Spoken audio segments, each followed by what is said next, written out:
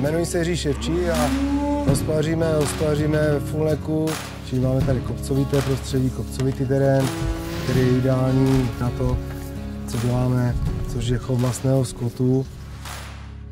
Hospodařujeme zhruba 340 hektarů, hodně 300 hektarů jsou trvalé trávní porosty, zhruba 40 hektarů máme v orné půdě. Zabezpečujeme si krmivo pro naše zvířata. Podporujeme i zase české dodavatele, jako je třeba Zetor, od kterého kupujeme traktory.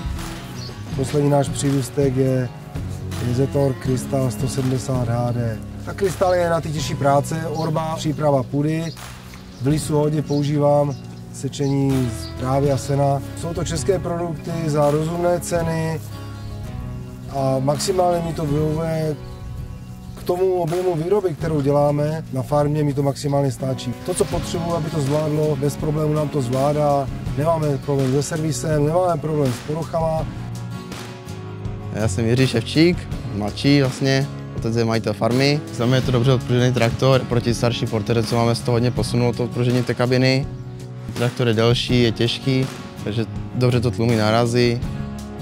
Líbí se mi, jak jsou jako funkce uspořádné v kabině, jednoduché ovládání, takže za mě parádní stroj.